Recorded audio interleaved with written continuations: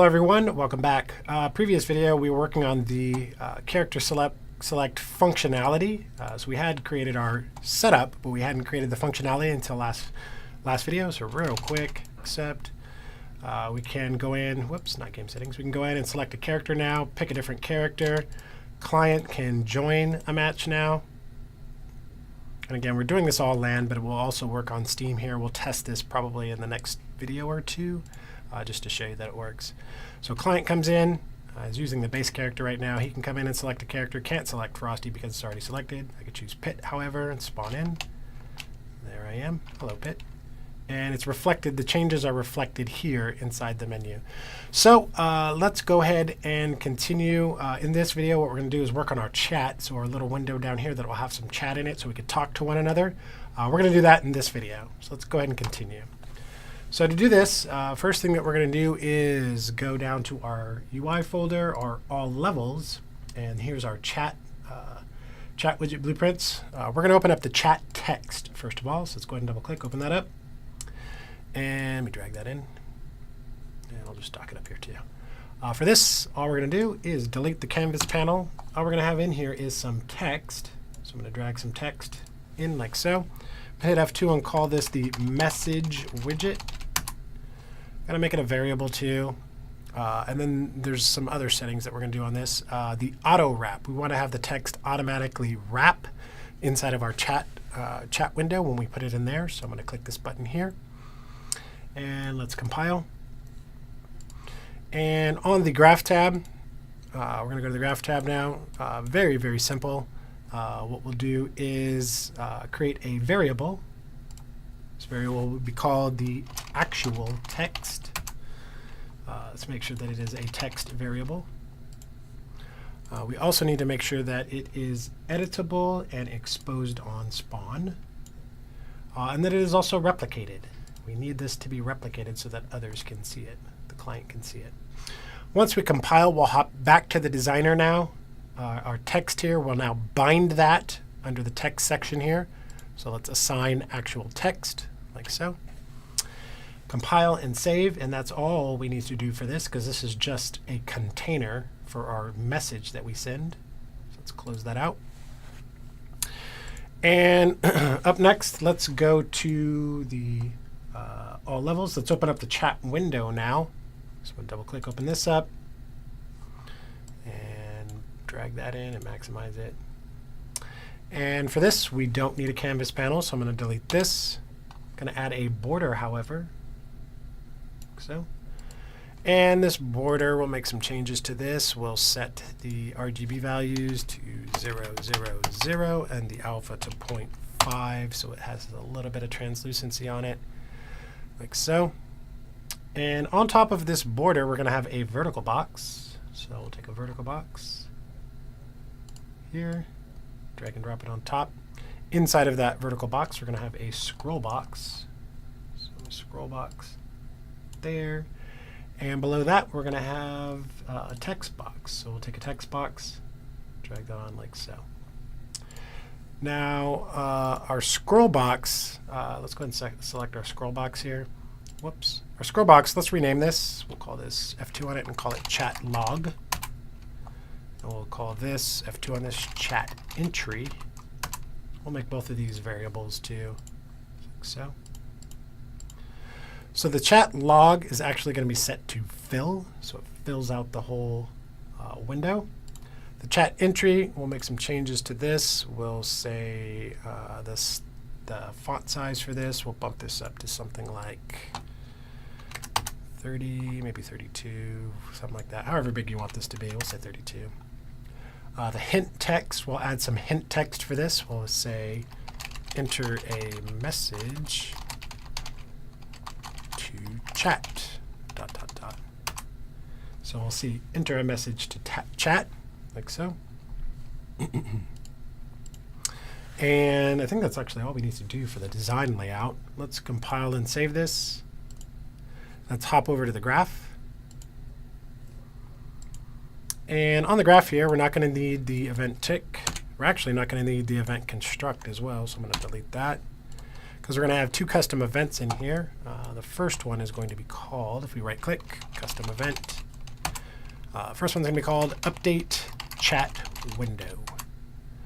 And this is going to be ran on the owning client. It's going to be replicated or reliable, and it's going to need 2 inputs. So we're going to add 2 inputs. The inputs that we are going to be needing are both text of the text type. So, and the top one will be the sender who sent this message. The bottom one will be the actual text, so we'll say text. Now you could do more. You could do like timestamps, like when it was sent, some other fancy stuff. For our first foray into this, all we're going to do is have who sent it and the actual message. And then you can come back and expand on it if you want to a little bit later. So what we'll do now is we'll right-click in the graph and say Format Text. And we've done this before too. We're going to use the 2 curly cues here. So curly cue sender, closed curly cue, bracket, curly cue text, closed curly cue to give us those pins. Now we can plug these in like so. So it'll spit that out in this format with a colon. Okay. And now what we can do is right click and say create widget. The widget that we want to create is our chat text. So the actual chat text.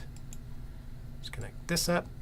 The actual text we're going to be sending is going to come from this. So let's plug that in like so. After we've done that, we can take our chat log, hold control, drag that in, drag off of it, and say add a child to it now. So add child. Content we are going to be adding is this chat text widget. So let's go ahead and plug that in.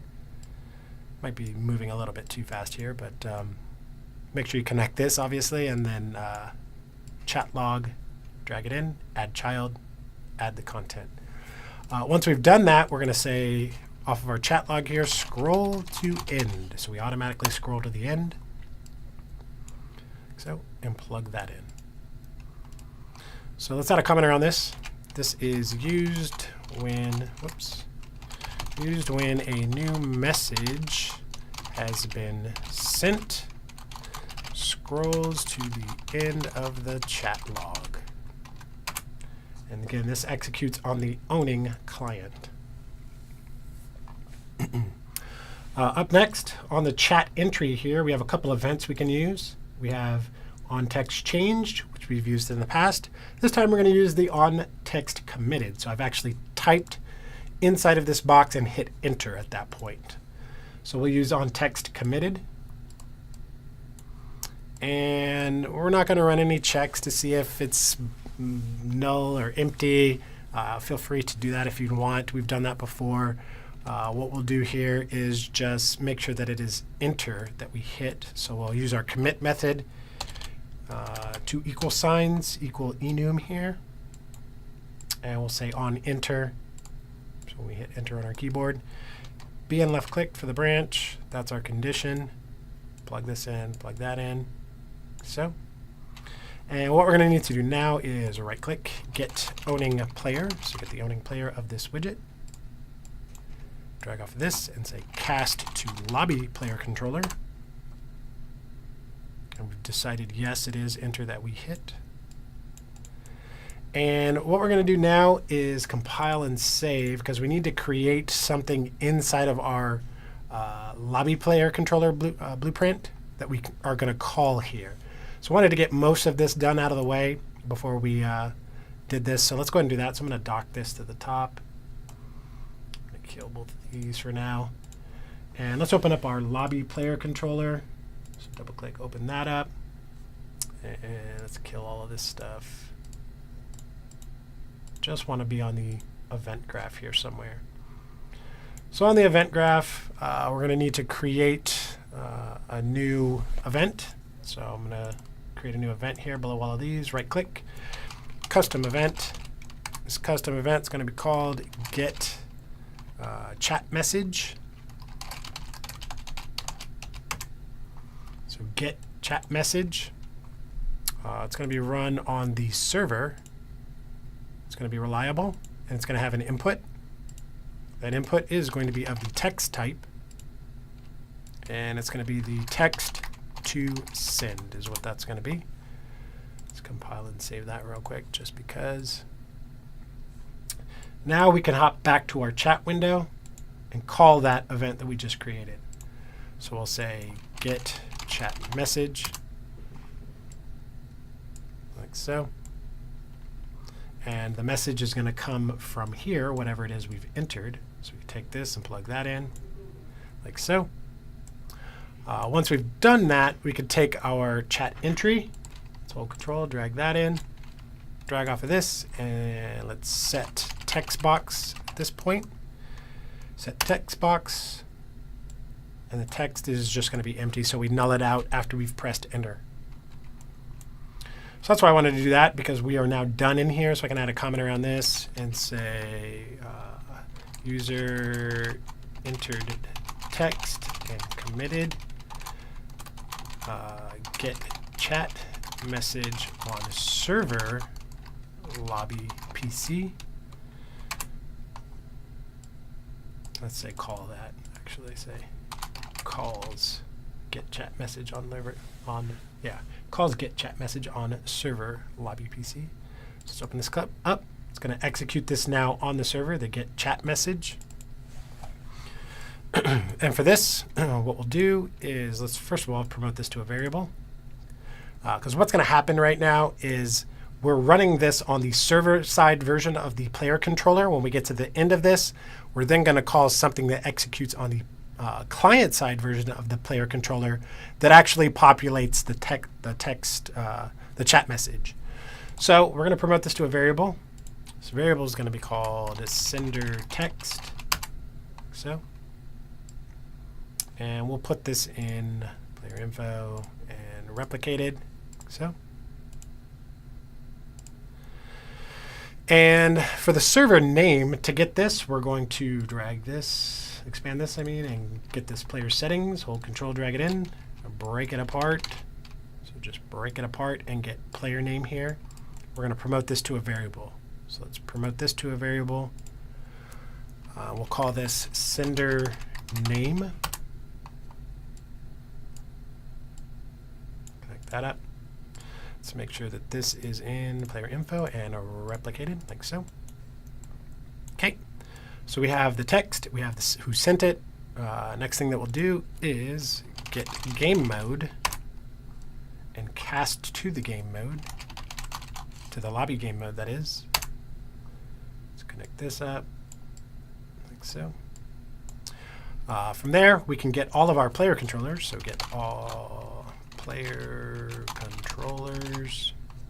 It's an array that we created.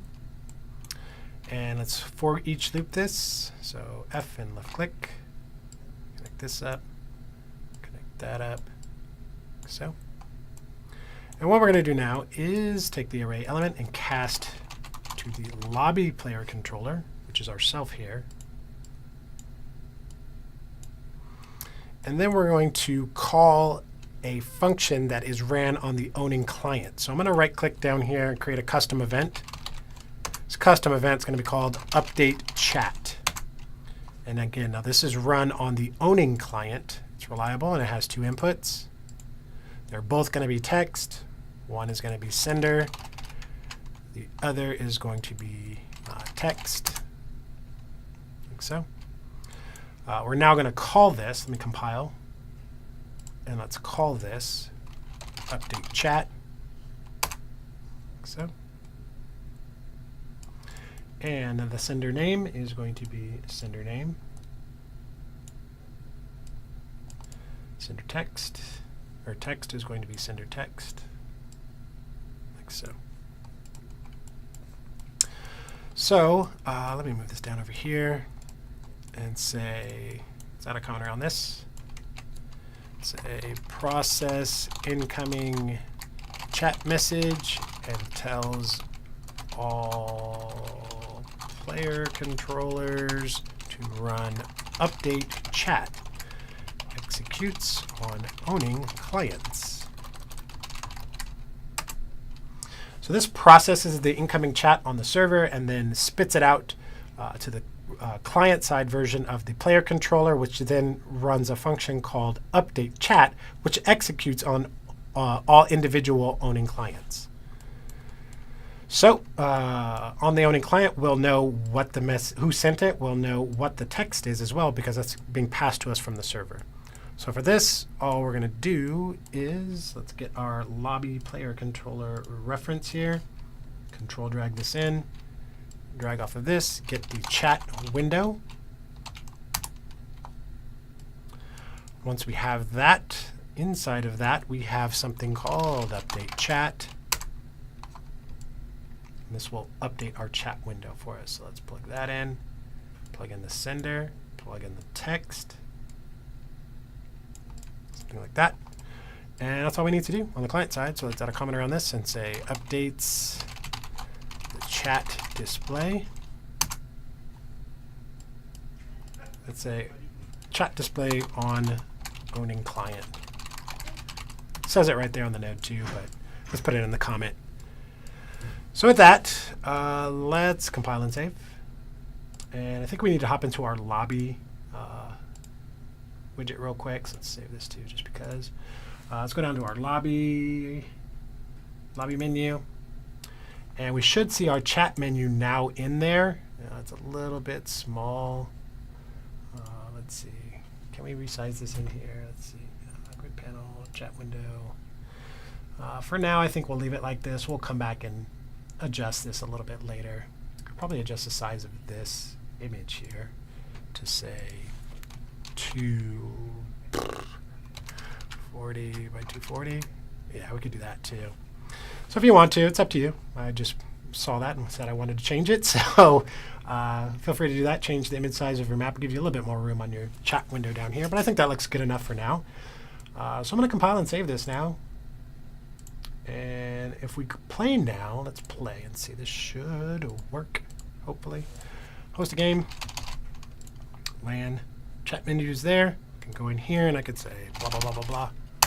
Hit enter. Mr. Nice Guy has said blah, blah, blah, blah, blah. Let's see if the client can see that now. He won't see it because he's connected after the fact, which is pretty standard. But once he's in here, he should see that. So let's go ahead and try that. So go ahead and join. And let's see, server says, hello, I'm server. And client sees, hello, I'm server. Client says, okay, hello, I'm client. And the client is also using Mr. Nice Guy, again, because we're referencing the same save file in our project, but you can see it is different now. So client can enter something, server can enter something, and we can both see it. So our chat is working.